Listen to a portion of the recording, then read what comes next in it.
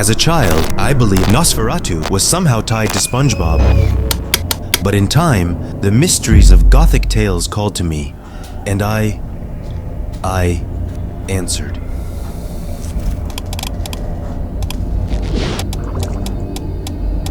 Nosferatu! 2024 has cemented itself as a groundbreaking year for horror and thriller films, with stories that have gripped audiences and reignited the genre. I ain't talking to nobody! But among them, one stands out as a haunting resurrection of a cinematic legend. In this video, we'll explore Robert Eggers' masterful reimagining of Nosferatu, a film that blends modern vision with the eerie magic of the past. But we won't stop there. Together, we'll journey into the roots of this myth, unraveling its history, its legends, and the cultural shadows it has cast for over a century. Bram Stoker's book has a lot of stuff. Robert Eggers, born into a world of storytelling with a Shakespeare professor for a father and a mother immersed in children's theater, first encountered the original Nosferatu at just 9 years old. You watched Mean Streets at 5? That haunting experience set the stage for his life's work, culminating in this reawakening of the timeless classic.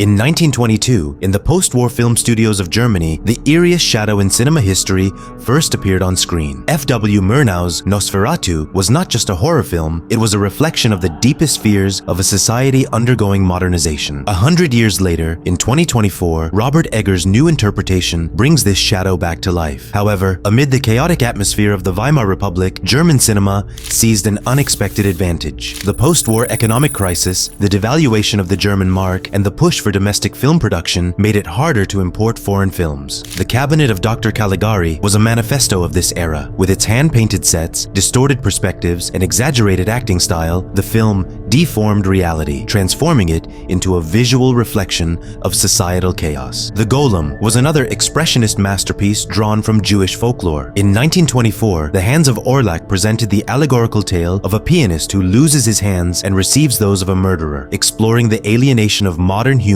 from their own bodies and identities. Murnau developed his unique cinematic language in this rich artistic environment. In 1921, Murnau decided to adapt Bram Stoker's Dracula, altering the screenplay to bypass copyright issues. The project took shape under Henrik Gallin's screenplay, which localized the story within German culture and aligned it with expressionist cinema, adding new dimensions to vampire mythology. Yo soy Jacinto el Grande. Toma.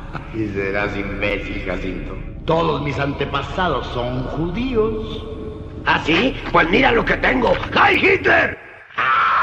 Max Schreck's portrayal of Count Orlok was a perfect synthesis of makeup and performance. The makeup drew inspiration from Eastern European vampire folklore. Schreck's physical performance resembled a meticulously choreographed dance, with his rodent-like appearance creating a new vampire aesthetic far removed from the aristocratic image of Dracula. Murnau introduced innovative solutions to overcome technical limitations. These technical innovations were nearly lost due to the copyright lawsuit filed by Florence Stoker. Although all copies of the film were ordered to be destroyed, a few survived, preserving this masterpiece for the history of cinema. But because Nosferatu's been with me for so long, this arguably is personal because I've been working on this film for 10 years or more. These legal challenges elevated the film to legendary status. The influence of German Expressionism extended far beyond horror cinema, leaving its mark on genres such as film noir and modern thrillers.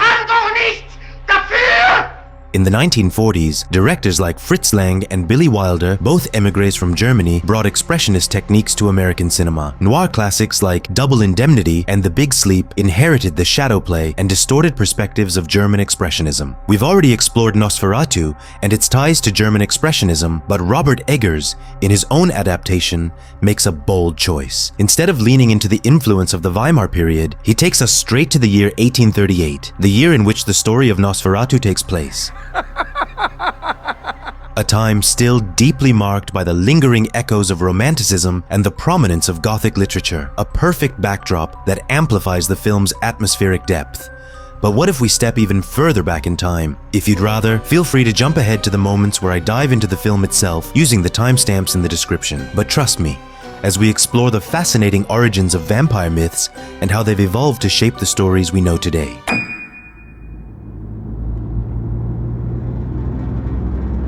I feel better already. particularly in the misty valleys of the Carpathians, where Eastern European folklore transformed collective fears and societal traumas into enduring legends. Since the 19th century, vampires have held an iron grip on Western imagination, standing alongside zombies as the cornerstone of modern horror media. But long before they stalked the fog-shrouded streets of Victorian London, these creatures of the night had a much darker origin in the mist-covered mountains of the Balkans. The vampire myth's evolution is deeply intertwined with Eastern European history. In the 15th century, as the Ottoman Empire expanded into the Balkans under Sultan Mehmed II, the region became a crucible of cultural and religious tensions. The most notorious figure of this era, Vlad III Dracula, emerged not just as a historical figure, but as a bridge between fact and folklore. During his imprisonment in Ottoman territory, young Vlad witnessed both the sophistication of Ottoman culture and its political machinery. His father's assassination in 1447, allegedly orchestrated by Hungarian nobles with Ottoman support, marked a turning point. Upon reclaiming his throne in 1456, Vlad III unleashed a reign of terror that would echo through centuries. Impalement, his preferred method of execution, was not just a killing technique, but a psychological warfare tool. Contemporary accounts speak of forests of stakes displaying thousands of victims, reportedly making even Ottoman soldiers turn back in horror. These accounts would later blend with vampire folklore, contributing to the modern vampire mythology's development. This brutality was shaped years before, during Vlad's imprisonment in the Ottoman Empire. The ancient Tokat Castle in Anatolia held both Vlad and his brother Radu during the winter of 1442, where they received an Ottoman education under Sultan Murad II. This experience would later fuel the complex relationship between Vlad and Mehmed II. The Ottoman chronicles painted Vlad as a monster delighting in cruelty, while Christian accounts portrayed him as a necessary defender against Ottoman expansion. Dual narratives that would later influence the vampire's literary evolution from a simple monster to a complex figure straddling east and west. His practices, including impaling his foes, earned him the moniker Vlad the Impaler. His father, Vlad II Dracul, was a member of the Order of the Dragon, a Christian military order that fought against the Ottoman Empire. These associations, combined with his cruelty and use of the dragon symbol, made Vlad III a central figure in Balkan folklore. The transition from the historical figure of Vlad Tepes to the modern image of Dracula is quite interesting. While vampires in folklore were often depicted as peasant-like, fat, and red-faced, the aristocratic vampire image created by Bram Stoker is entirely different. This change demonstrates how the vampire myth transformed during the modernization process. Stoker's use of him in his novel is a beautiful example of how a historical figure can be reshaped in popular culture. For instance, modern popular culture, elements such as vampires, their sensitivity to garlic, and their preference for drinking blood from the neck are almost non-existent in folklore. Folkloric vampires generally suck blood from the chest area near the heart of their victims. Moreover, the image of the fanged, pale-skinned vampire we know today is entirely a product of fiction. Real vampire stories have been shaped more by the observation of bloated, red-faced corpses taken out of graves. The connection between vampire legends and epidemic diseases is also significant. In epidemics such as the plague, it was believed that the first person to die also killed others as a vampire. This belief can be seen as a mythological explanation that societies trying to explain the way the disease spreads have found. Although science shows us the real reasons behind this today, vampire stories were a way of explaining inexplicable deaths at that time. Another fascinating point is the methods of killing. Boom, vampire teeth. While in modern fiction, a single stake is often considered sufficient, What could they possibly have done to deserve such barbaric and inhuman treatment? in folklore, much more complex rituals were applied to neutralize vampires.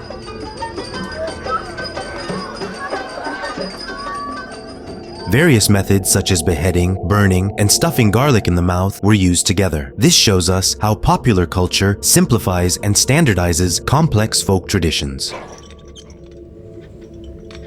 I must move the coffin. Stoker's work synthesized various elements of vampire folklore. He drew inspiration from Vlad III's historical reputation, incorporating traits such as the long white mustache and the aristocratic demeanor that influence future representations of Count Dracula. The vampire myth's journey into cinema saw a pivotal moment with Murnau's Nosferatu, where the vampire's association with disease was introduced. This idea was further explored in later films and works, solidifying the vampire as a symbol for contagion and societal breakdown. As the 20th century progressed, the vampire myth underwent numerous reinventions and reinterpretations across various media. Bela Lugosi's performance as Count Dracula in the 1931 Dracula film was a landmark in the genre's development. Yeah. Lugosi brought a charming sophistication to the role, depicting Dracula as an aristocratic seducer with an exotic air and hypnotic gaze. This marked a major shift from the monstrous, rodent-like vampire of Nosferatu. The British Hammer horror films of the 1950s and 60s introduced a new level of Gothic atmosphere and overt sexuality to the genre. Christopher Lee's Dracula, in particular, exuded a raw animal magnetism that previous vampires lacked. Hammer made the vampire a definitively sexualized creature, irresistible and dangerous in equal measure. Contemporary vampire stories continue to evolve and adapt, addressing modern social issues while maintaining connections to the myth's ancient roots. Films like Only Lovers Left Alive and A Girl Walks Home Alone at Night use vampires as vehicles for exploring cultural capital, gender dynamics, and the subversion of traditional power structures. Let's get back to talking about Robert Eggers Nosferatu, a film that, somehow, didn't win a single Croissant Academy Award. Instead of repeating what's already been said on YouTube, I'll be answering some questions I've come across on Reddit, Quora, and similar platforms, while also taking a closer look at the characters. Nothing more. First question is from a Reddit user. At the beginning of the film, Ellen experiences what seems like an orgasm, as if controlled remotely, yet no one is around. How is Orlok able to control her from such a distance? How is this even possible? This is no ordinary moment of pleasure. No. It's a metaphysical invasion. Orlok doesn't need to be near her. His influence has already latched onto her, pulling at something beyond the physical. Vampires in folklore aren't just creatures of flesh, but psychic parasites. This woman is an astrophysicist. Actually, this is not how space works. Read a book. Capable of infiltrating dreams, feeding on energy, and binding victims to them long before physical contact. In esoteric traditions, the body is not just material, but an energetic system. Some mystics describe divine ecstasy, an overwhelming force taking hold of them. But here, it's something much darker. Orlok is not merely seducing her, he is consuming her essence, pulling her into his orbit before she even understands what's happening. Yet, the deeper horror is that Ellen does not entirely resist. The bond forming between them is inevitable, something neither fully controls. Orlok's hunger begins as a distant extraction of energy, a psychic feeding that will later demand a physical price. What starts as an unseen force will solidify into the moment where Ellen chooses to let him in. The nature of this final submission will be explored in the following questions. Second question. What is the plot of Nosferatu? Explain it as if I were 5 years old. Girl is alone and prays and calls out to any spirit to keep her company. Evil, horny vampire with supernatural powers responds. Years later, that same vampire imprisons her husband and goes to Germany to get lost in her sauce. Maybe spread a little plague. At the end, he gets lost in her sauce and they both die. You're such a sexy little Nosferatu. Third question. Is Willem Dafoe's Albert Eberhart von Franz merely a wise guide in Nosferatu or an active vampire hunter? How does he differ from past vampire hunters like Van Helsing? It's no surprise you would know about me. Robert Eggers Nosferatu delves into the intersections of mythology, psychology, and historical mysticism, weaving together elements of Jungian analysis, alchemical transformation, and folkloric horror. His influences, Carl Jung, Joseph Campbell, and Mircea Eliade, shape his approach to storytelling, but the film resists a rigid framework. Instead, it allows these ideas to emerge organically, grounding its Gothic horror in a deep, ritualistic understanding of darkness, death, and renewal. Anna. Albin Eberhart von Franz serves as one of the film's most intriguing figures, embodying the tension between scientific rationality and mystical insight. His name alone is a layered reference. Albin Grau, the occultist behind the original Nosferatu, viewed vampirism as more than a physical affliction, interpreting it as a metaphysical and spiritual phenomenon. Marie-Louise von Franz, a central figure in Jungian studies, explored fairy tales, dreams, and alchemical transformation, themes that resonate through von Franz's role in the narrative. The question of reincarnation is a problem, because how will I be able to say it's me? Schnapps.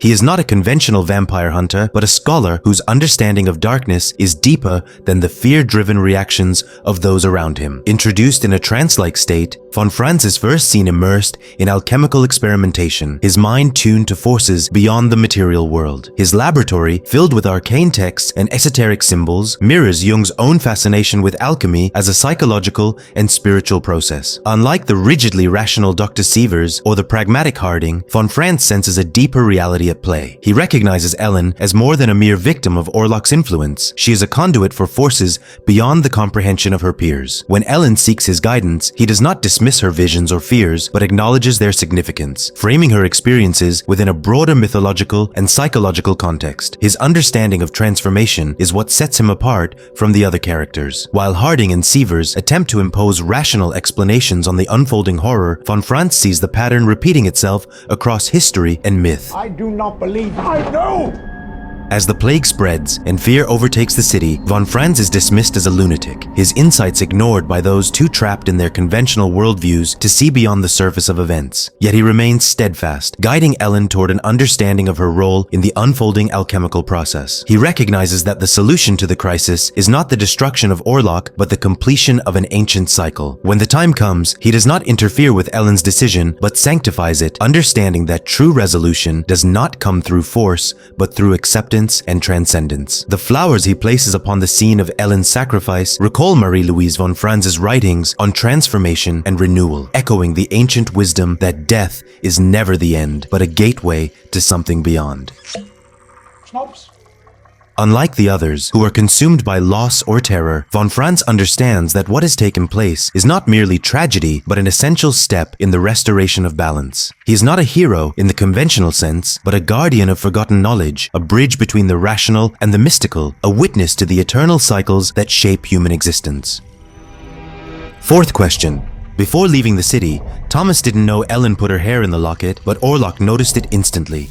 Did she do it willingly, or was she under his influence? And when Orlok took the locket, did he know about the hair, or just sense it?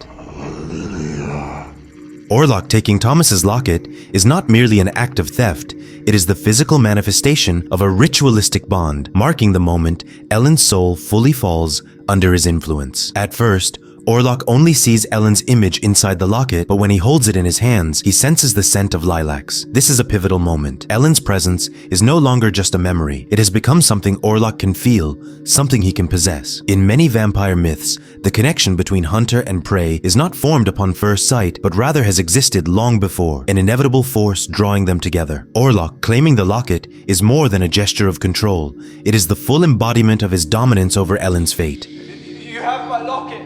From the moment he takes possession of it, he doesn't need to be near her to exert his influence. He can reach into her mind, manipulate her will, and pull her further into his grasp. Ritual magic often associates personal objects with their owner's spirit. To hold something belonging to a person is to hold a part of them. If a strand of hair carries a trace of the soul, then Orlok now has direct access to Ellen's essence. As he inhales the locket's scent, it is not simply nostalgia or fascination, he is binding her to him. His possession of the locket is a direct act of claiming Ellen's consciousness, solidifying that her fate is no longer her own. This is further reinforced when Thomas unknowingly completes a ritual of submission by signing a contract in a language he does not understand. At that moment, the pact is sealed, not just for property, but for a soul. Yet Orlok's fixation on Ellen is not confined to the locket. The film subtly weaves another, more organic motif into her fate: lilacs. Throughout the film, lilacs are inseparably tied to Ellen. They are her scent, her presence, and ultimately, the mark of her doomed existence. In the Victorian language of flowers, lilacs symbolize first love and memories, but they also carry a much darker meaning. In mourning traditions, widows wore lilacs as a symbol of grief, a hint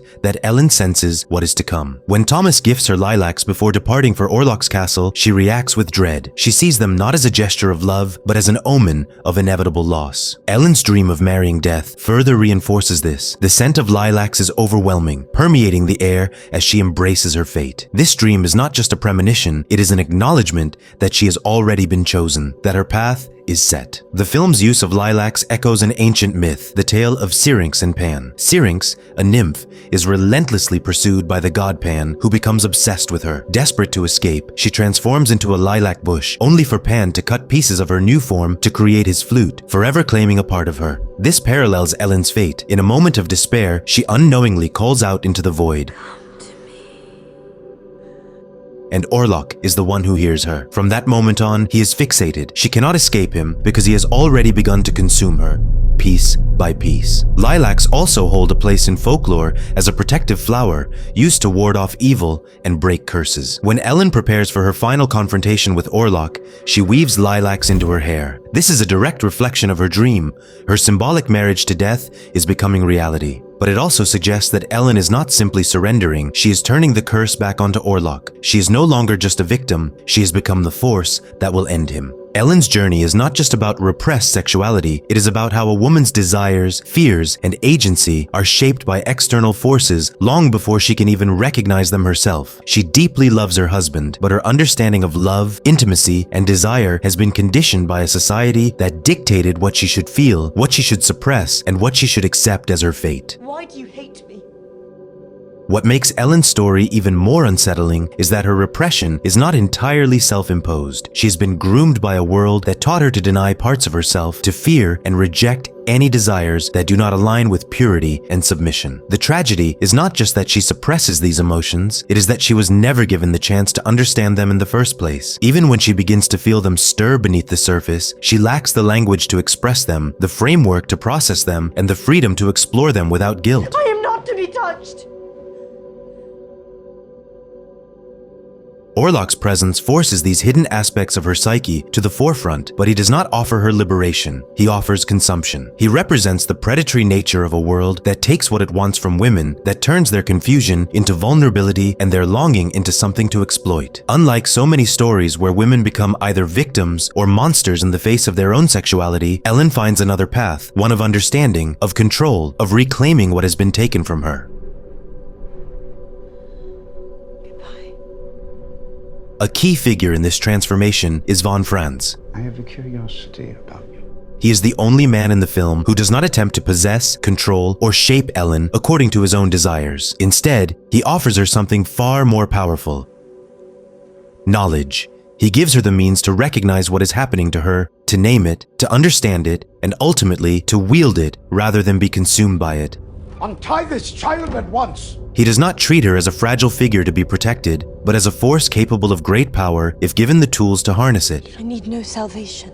This is what makes Ellen's story so compelling. She does not simply surrender to her repression, nor does she let it destroy her. Instead, she claims it, bends it to her will, and turns it into something she can use for herself, rather than something used against her. Her battle is not just with Orlok, it is with the conditioning that has shaped her since childhood, with the world that taught her to fear her own body, her own instincts, her own hunger. By the end of the film, she is not just a woman resisting a monster, she is a woman resisting a fate that was written for her long before she was ever given a choice. This is why she stands among the greatest female characters in modern cinema. Her story is not simply one of repression or sexual awakening, it is one of self-awareness, liberation, and the courage to take back what was always hers. The final act of the film cements the connection between lilacs, fate, and exorcism. As von Franz places lilacs over the intertwined bodies of Ellen and Orlok, the ritual is completed. On the surface, it appears to be a simple burial gesture, but within the film's deeper symbolism, it is an act of purification. Orlok's presence